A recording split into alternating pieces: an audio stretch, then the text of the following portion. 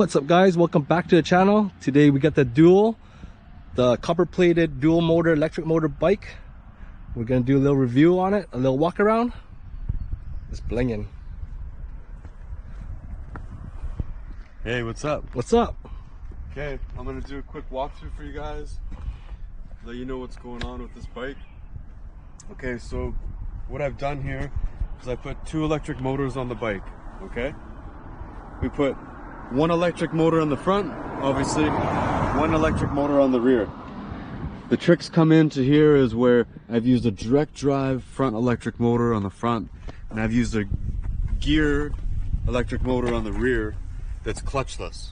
Okay, so what this does is it gives you the torque of a geared motor, but the power and top speed of a direct drive motor, okay, from the front. So this bike tops out at about 75 kilometers per hour. It's powered by a 52 volt, 20 amp hour battery, which is down here. So this battery powers both motors, front and rear. Also, it has two computers. So one motor controller for the rear, one motor controller for the front. This is the front motor controller, and the rear motor controller is underneath the battery. By having individual programming capabilities, you're able to dial in the feeling and the braking perfectly for the rider or just in general. So this bike feels pretty cool. It feels kind of like an all-wheel drive car, but in a bicycle format. One cool feature on this bike, of course, is the braking. So the rear motor, because it's geared, will regenerate more power back to the battery than a direct drive motor does. So either way you look at it, both motors are regenerating power back to the battery at the same time when you hit the brakes. So all the energy is generated back to the battery by just activating the one lever.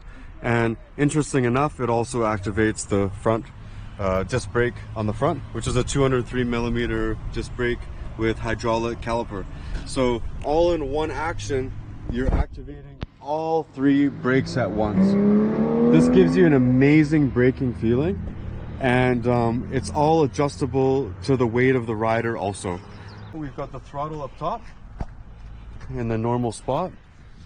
Other than that, we have standard Gotham City headlight that I always use, 300 lumen headlight, and it also has the brake light, active brake light underneath the seat. You can see right there. A few finishing touches is obviously the Brooks seat happens to match the copper plated frame that we did, and the copper plated rims. Looks pretty flashy, and also to make it easy, it's been all clear coated. So the triple clamp and the headlight ring, everything that's been copper plated has been clear coated, so you don't have to polish and polish away while you own the bike for years to come. We kept it super simple as usual. All the wires are super tucked. The rear motor wire that we've never done before is on the rear here on this side. So it just comes down, comes inside. And for the rear torque arm mount, it's mounted directly to the motor and just tucks behind the backside here nicely and bolts in. That way, you know, it's not gonna spin or come loose, keeping everything safe. Wires are in there good. Also on the front, we've used dual torque plates. So one on both sides, so making sure on both sides your wheel's not gonna come loose or come out or spin loose in positioning.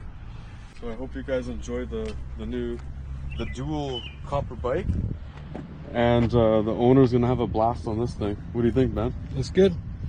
Of course they're gonna enjoy it.